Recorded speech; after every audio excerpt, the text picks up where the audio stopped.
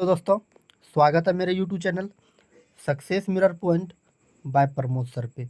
जैसे कि आप लोग जानते हैं, हम पर डे करेंट अफेयर्स का वीडियो लेके आते हैं। आज का जो टॉपिक है, भारत के प्रमुख पदाधिकारी के विषय में, जिसे 2024 में नियुक्त किया गया है, उनके विषय में हम लोग जानेंगे। अगर आप इस चैनल पे नए हैं और किसी भी एग्ज़ाम की तैयारी करते हैं, जैसे bank, SSC, railway, group D, UPSC, BPSC, Bihar police, Bihar दरोगा, तो ये वीडियो आपके लिए काफ़ी लाभदायक होने वाला है। और साथ ही इनके विषय में हम लोग स्टैटिक पॉइंट को भी देखते हुए चलेंगे। तो चलिए बिना समय गंवाए आज का पहला प्रश्न की शुरुआत करते हैं। अगर आप किसी भी प्रश्न का आंसर जानते होंगे तो उसका उत्तर कमेंट बॉक्स में ज़रूर से ज़रूर लिखने का प्रयास कीजिएगा। तो चलिए बिना समय गंवाए आज का पहला प्रश्न है, कह रहा है भारत के वर्तमान चीफ ऑफ डिफेंस, इसको CDS कहते हैं, कौन है? तो भारत के वर्तमान में ऑफ डिफेंस कौन है? तो अनिल चौहान। अनिल चौहान को भारत के वर्तमान में चीफ ऑफ डिफेंस नियुक्त किया गया है, अनिल चौहान को। ये रहा अनिल चौहान का इमेज, जो कि वर्तमान में चीफ ऑफ डिफेंस भारत के हैं। इनके बाद चलिए आज का दूसरा प्रश्न। आज का दूसरा प्रश्न शुरुआत करते हैं कि कह रहा है भारत के वर्तमान में नियंत्रण एवं महालेखा परीक्षक कौन है, जिसको शॉर्ट में हम लोग CAG के नाम से भी जाने जाते हैं। तो भारत के वर्तमान में नियंत्रण एवं महालेखा परीक्षक कौन है? तो गिरीश चंद्र मुर्मू। गिरीश चंद्र मुर्मू 14वें नंबर के भारत के नियंत्रक एवं महालेखा परीक्षक बने हैं, जिसको हम लोग केक के नाम से भी जानते हैं। ये रहा गिरीश चंद्र का इमेज, जो कि 14वें नंबर के CAG केग बने हैं। अब चलिए केंद्र सरकार के पदाधिकारी केग की जब भी बात आती है तो सबसे पहले भारतीय संविधान की चर्चा होती है। तो भारतीय संविधान में केग की चर्चा कहाँ पे की गई है? तो ये केंद्र सरकार के पदाधिकारी के अंतर्गत आता है। तो जब भी केंद्र सरकार के पदाधिकारी के अंतर्गत आता है तो भारतीय संविधान में केंद्र सरकार के पदाधिकारी की चर्चा जो की गई है, भाग 5 में अनुच्छेद 52 से लेकर 151 में इसकी चर्चा की गई है। सेंट्रल गवर्नमेंट ऑफ ऑफिसर्स की चर्चा की गई है, जिसको हम लोग भारत के नियंत्रण एवं महालेखा परीक्षक के नाम से भी जानते हैं, जिसको हम लोग CAG के भी नाम से जानते हैं। तो इनके बाद भाग 5 में बात करते हैं। भाग 5 में अनुच्छेद केक की जो चर्चा की गई है, अनुच्छेद 148 और से 151 में चर्चा की गई है। अनुच्छेद 148 से 151 में इसकी चर्चा की गई है। तो अनुच्छेद 148 कहता है भारत के नियंत्रक एवं महालेखा परीक्षक की बात की गई। अनुच्छेद 148 क्या कहता है?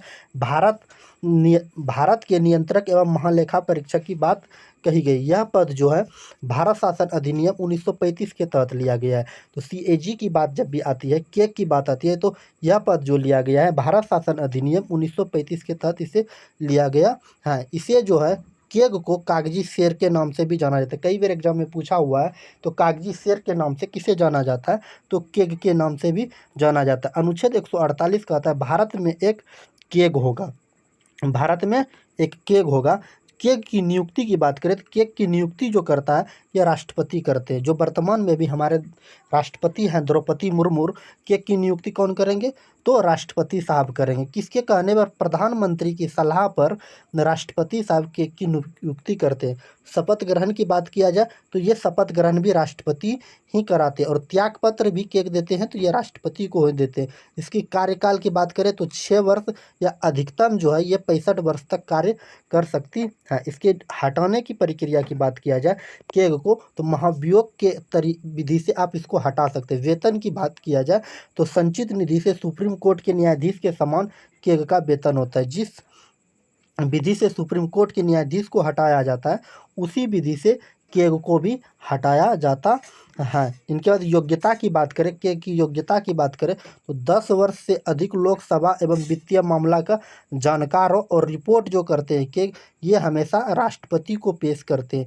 केग के प्रथम अध्यक्ष की बात करें तो बी नर हरि राव जो है ये केग के प्रथम अध्यक्ष थे। आज का तीसरा प्रश्न, चलिए बिना समय गंवाए आज का तीसरा प्रश्न की शुरुआत करते हैं। तो आज का तीसरा प्रश्न कह रहा है भारत के वर्तमान में लेखा महानियंत्रक कौन है? इस CGA है। ये क्या है? CGA है। तो ये श्री SS दुबे है। ये 28वें नंबर के बने हैं। ये रहा श्री SS दुबे का इमेज। इनके बाद चलिए CGA के विषय में देख लेते हैं। CAG के विषय में देख लेते हैं। तो भारत का नियंत्रक एवं महालेखा परीक्षक CAG एक स्वतंत्र संवैधानिक प्राधिकरण है जो केंद्र और राज्य सरकारों तथा उनकी एजेंसी के खातों एवं व्यय का आवंटित करता है। CAG राज्य सरकार के खातों पर दृष्टि रखने के लिए किसी भी कर या शुल्क से होने वाली शुद्ध आय को प्रमाणित करता है। इनके बाद चलिए आज का चौथा नंबर प्रश्न आज का चौथा नंबर प्रश्न, भारत के वर्तमान में अटॉर्नी जनरल ऑफ इंडिया कौन है? भारत के वर्तमान में अटॉर्नी जनरल ऑफ इंडिया कौन है? तो आर वेंकट रमनी जो है भारत के वर्तमान में अटॉर्नी जनरल ऑफ इंडिया बने। ये रहा इनका इमेज। इनके बाद चलिए आज का पांचवा प्रश्न कर रहा है, भारत के वर्तमान में सॉलिसिटर जनरल ऑफ इंडिया कौन है? भारत के वर्तमान में सॉलिसिटर जनरल ऑफ इंडिया कौन है? तुषार मेहता जो है भारत के वर्तमान में सॉलिसिटर जनरल ऑफ इंडिया है। इनके बाद बात करते हैं भारत का आज का छठा प्रश्न, भारत का वर्तमान में इसरो के अध्यक्ष कौन है? वर्तमान में इसरो के अध्यक्ष कौन है? तो एस सोमनाथन, जो कि 10वें नंबर के अध्यक्ष बने एस सोमनाथन। ये रहा एस सोमनाथन का इमेज। अब चलिए इनके विषय में स्टैटिक पॉइंट को देख लेते हैं। इसरो के विषय में जब भी बात उठता है तो सबसे पहले आप इसरो का फुल फॉर्म जान लिए। इसरो का फुल फॉर्म होता है Indian space research organisation. ISRO का फुल फॉर्म होता है, जिसको हिंदी में कहते हैं भारतीय अंतरिक्ष अनुसंधान संगठन। इसरो का फुल फॉर्म हिंदी में होता है। इसरो की स्थापना की बात किया जाए 15 अगस्त 1969 ईस्वी में इसरो की स्थापना की गई थी। इसरो के प्रथम अध्यक्ष की बात किया जाए विक्रम साराभाई। इसरो के प्रथम अध्यक्ष कौन थे? तो विक्रम साराभाई इसरो के प्रथम अध्यक्ष थे। यह रहा विक्रम साराभाई का इमेज। इनके बाद चलिए आज का 7 नंबर प्रश्न, कारण नौसेना के अध्यक्ष कौन है? वर्तमान में नौसेना के जो अध्यक्ष है दिनेश कुमार त्रिपाठी, जो 26वें नंबर के नौसेना के अध्यक्ष बने। इनके बाद नौसेना की स्थापना की बात किया जाए जिसको इंडियन नेवी के नाम से जाना जाता है, तो 26 जनवरी 1950 में इंडियन नेवी की स्थापना की गई थी। इंडियन नेवी का जो नाम इस तरह से रहा था। इनके बाद चलिए इंडियन नेवी के विषय में कुछ इंपॉर्टेंट बातें जान लेते हैं। भारतीय नौसेना का मुख्यालय मुंबई में। कहाँ? भारतीय नौसेना का जो मुख्यालय है मुंबई है। पश्चिमी नौसेना का कमान जो है मुंबई में मुख्यालय। पूर्वी नौसेना का कमान जो विशाखापत्तनम में है, जो विशाखापत्तनम आंध्र प्रदेश में पड़ता है। दक्षिणी नौसेना का जो है कमान कोचीन में पड़ता है, कोचीन जो कर्नाटक में पड़ता है। नौसेना दिवस जो 4 दिसंबर को मनाया जाता है। तो इनके विषय में इतने बातें आप नौसेना के विषय में याद रखिए। इनके बाद चलिए आज का 8वां प्रश्न कह रहा है कि वायुसेना के अध्यक्ष कौन है? वायुसेना के अध्यक्ष कौन है? तो विवेक राम चौधरी जो है वायुसेना के अध्यक्ष बने, जो कि 27वें नंबर के। ये रहा विवेक राम चौधरी का इमेज, जो कि वायुसेना के 27वें नंबर के अध्यक्ष बने। अब चलिए वायुसेना के विषय में कुछ इंपॉर्टेंट बातें को देख लेते हैं।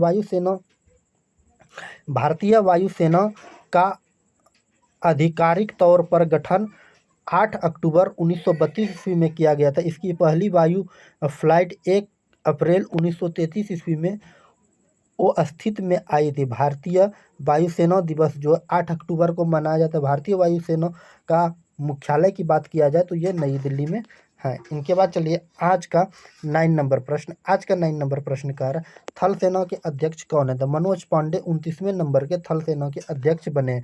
ये रहा मनोज पांडे का इमेज, जो 29वें नंबर के थल सेना के अध्यक्ष बने हैं। अब चलिए थल सेना के विषय में देख लेते हैं। थल सेना की स्थापना 1 अप्रैल 1895 ईस्वी में की गई थी। मुख्यालय नई दिल्ली में। थल सेना दिवस जो है 15 जनवरी को मनाया जाता है। इनके बाद आज का 10वां नंबर प्रश्न कर भारतीय रिजर्व बैंक के अध्यक्ष कौन है? तो भारतीय रिजर्व बैंक के जो अध्यक्ष है वर्तमान में शक्तिकांत दास, जो 25वें नंबर के ये अध्यक्ष है। यह रहा शक्तिकांत दास का इमेज। इसकी भारतीय रिजर्व बैंक की स्थापना की बात किया जाए तो 1 अप्रैल 1935 ईस्वी में भारतीय रिजर्व बैंक की स्थापना की गई थी। भारतीय रिजर्व बैंक की जिस समय स्थापना की गई थी उस समय मुख्यालय कोलकाता में था। वर्तमान में इसका मुख्यालय मुंबई में है। ये भारतीय रिजर्व बैंक की जो स्थापना की गई थी कि राष्ट्रीयकरण की बात किया जाए 1948 के आधार पर 1 जनवरी 1949 ईस्वी में भारतीय रिजर्व बैंक का राष्ट्रीयकरण किया गया। तो सर ओम स्मिथ जो आरबीआई के पहले गवर्नर थे और सीडी देशमुख आरबीआई के पहले भारतीय गवर्नर थे। इनके बाद चलिए नेक्स्ट पॉइंट क्यों देख लेते हैं। यह देश के मुद्रा ऋण प्रणाली को संचालित करता। हाँ, इनके बाद चलिए आज का 11 नंबर प्रश्न, उच्चतम न्यायालय के मुख्य न्यायाधीश कौन बने। उच्चतम जिसको हम लोग सुप्रीम कोर्ट के नाम से भी जानते हैं, तो वहाँ के न्यायाधीश जो बने हैं वाई चंद्रचूड़, जो 50वें नंबर के न्यायाधीश बने हैं। DY चंद्रचूड़ का ये रहा इमेज, जो कि अभी सुप्रीम कोर्ट के मुख्य न्यायाधीश के रूप में बने हैं DY चंद्रचूड़। अब चलिए सुप्रीम कोर्ट के विषय में देख लेते हैं। सुप्रीम कोर्ट की जो है ये भारत का सबसे सर्वोच्च न्यायालय, इसे न्याय का मंदिर भी कहा जाता है। तो भारतीय संविधान में सुप्रीम कोर्ट की चर्चा की गई है।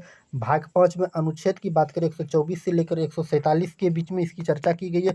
सुप्रीम कोर्ट में भारतीय संविधान में बात करें, सुप्रीम कोर्ट की जो चर्चा की गई है अमेरिका के संविधान से ली गई है। तो भारतीय संविधान में जो चर्चा की गई है सुप्रीम कोर्ट की, ये अमेरिका के संविधान से लिया गया।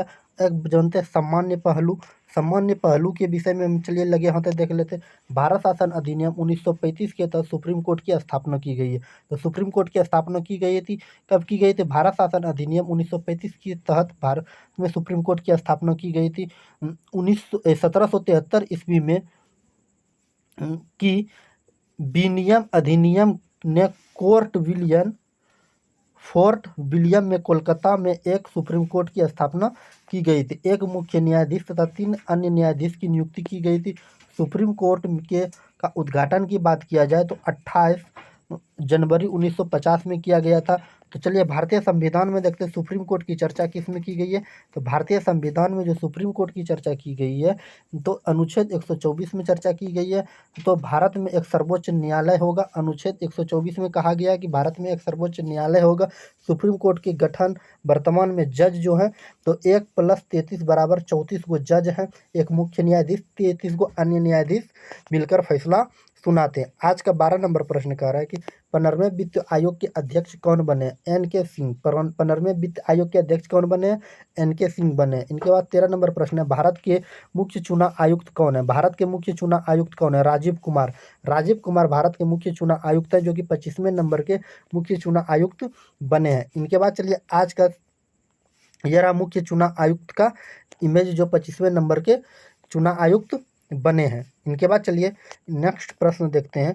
तो भारत में जब भी चुनाव आयोग की बात आती है, भारतीय संविधान में चुनाव आयोग की, जिसको अंग्रेजी में हम लोग इलेक्शन कमीशन के नाम से भी चर्चा करते हैं, तो चुनाव आयोग की जब भी बात आती है भारतीय संविधान में चर्चा होती है, तो अनुच्छेद 324 से लेकर 329 तक में भारतीय संविधान में चुनाव आयोग की चर्चा की गई है।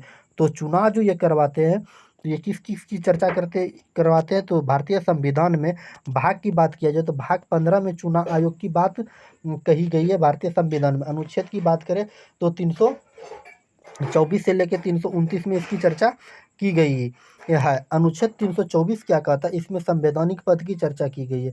इसमें क्या किया गया, अनुच्छेद 324 में संवैधानिक पद की चर्चा किया गया है। और ये चुनाव जो करवाते हैं, किस किस चीज़ का चुनाव करवाते हैं, ये इलेक्शन कमीशन, राष्ट्रपति, लोकसभा, विधानसभा और राज्यपाल का चुनाव ये कौन करवाते हैं। तो निर्वाचन आयोग, जिसको अंग्रेजी में इलेक्शन कमीशन के नाम से भी जानते हैं, ये शॉर्ट में हम लोग इसी के नाम से जानते हैं। तो चुनाव आयोग में जो अध्यक्ष होते हैं, 1 और 2 कुल मिलाकर 3 गो चुनाव आयुक्त होते हैं। तो मुख्य चुनाव आयुक्त एक अध्यक्ष होते हैं। इनके बाद CEC होता है, चीफ इलेक्शन कमीशन ऑफिसर, जिसको मुख्य निर्वाचन अधिकारी के नाम से जानते हैं, जो प्रत्येक राज्य में एक एक होता है। इनके नीचे जो होता है DEO, डिस्ट्रिक्ट इलेक्शन ऑफिसर होता है, जो कि जिसके हम लोग DM के नाम से भी जानते हैं, उसे जिला का अधिकारी होता है। इनके नीचे जो होते हैं RO होते हैं, जिसको हम लोग रिपोर्टिंग ऑफिसर के नाम से भी जानते हैं। इनको हम लोग निर्वाचन अधिकारी, सबसे महत्वपूर्ण अधिकारी होता है। RO जो होता है रिपोर्टिंग ऑफिसर, ये बहुत ही महत्वपूर्ण अधिकारी होता है। एक होता है पीठासीन अधिकारी प्रत्येक बूथ पर एक एक अधिकारी होता है।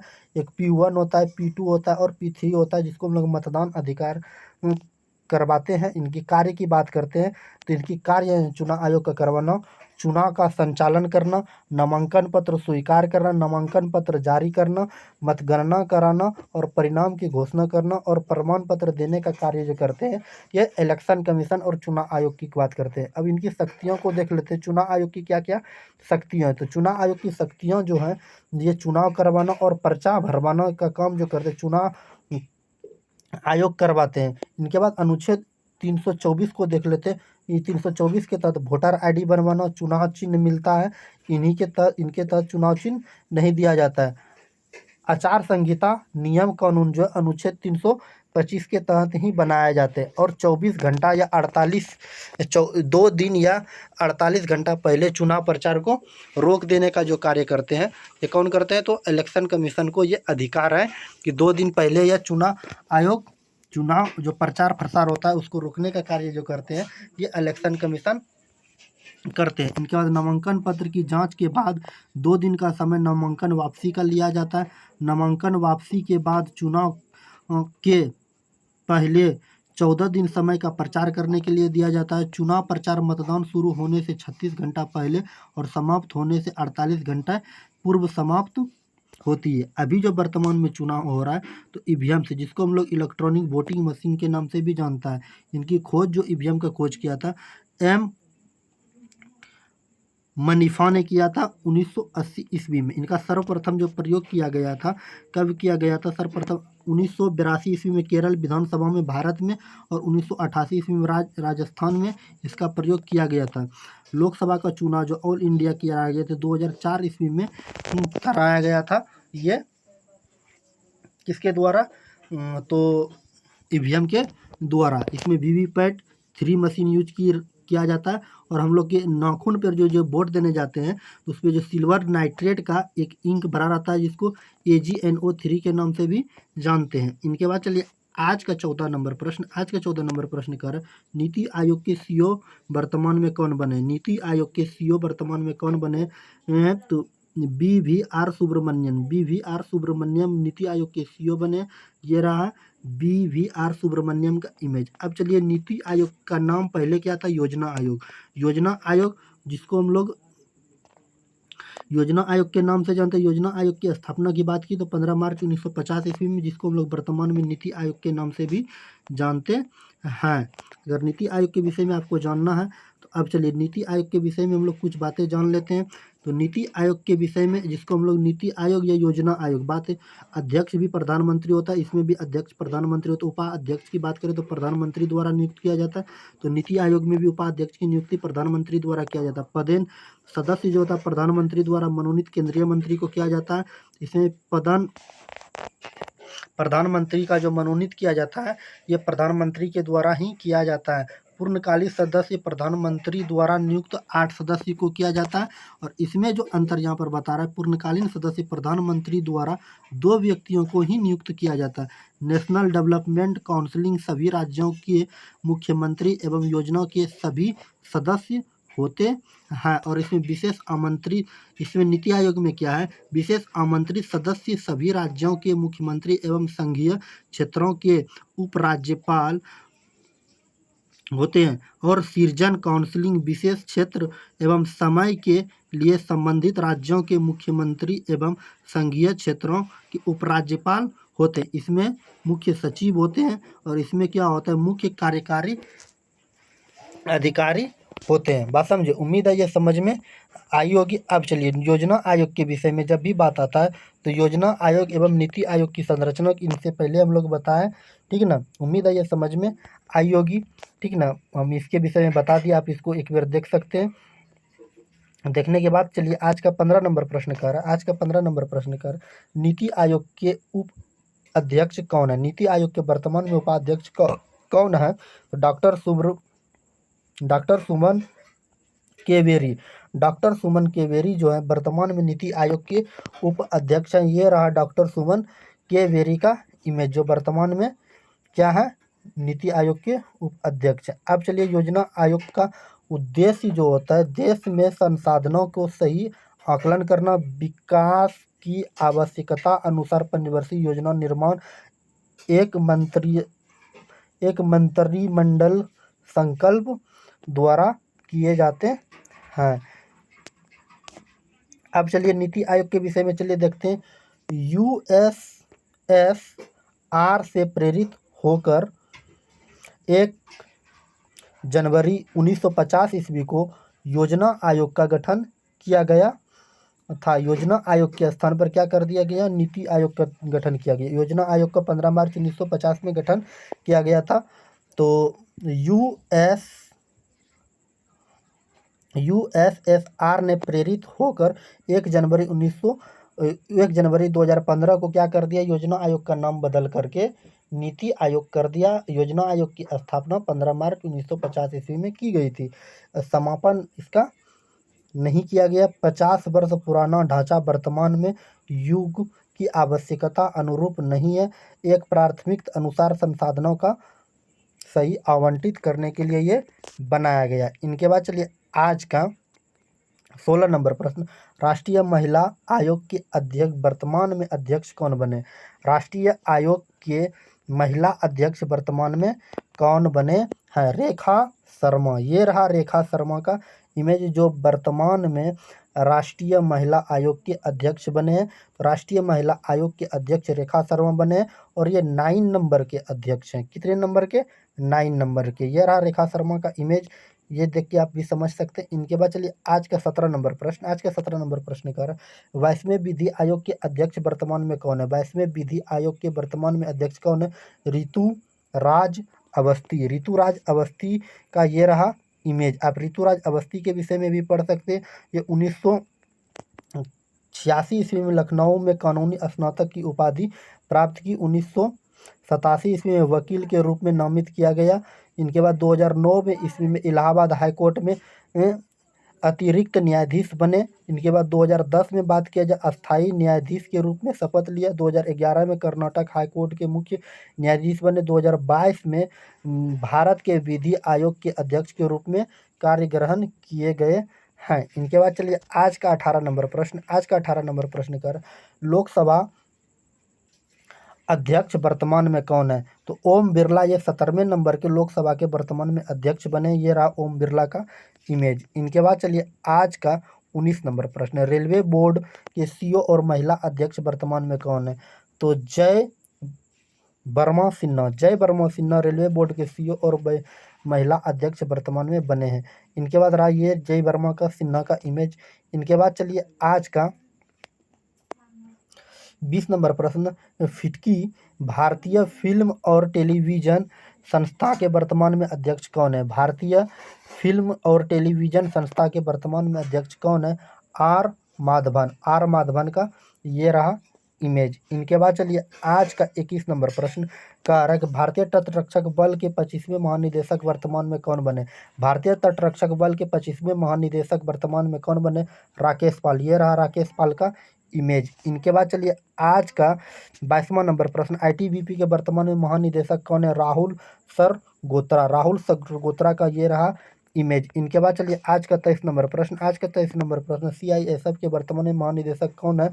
तो सीआईएसएफ के वर्तमान में महानिदेशक जो बने हैं नौना सिंह। नौना सिंह का ये रहा इमेज। इनके बाद चलिए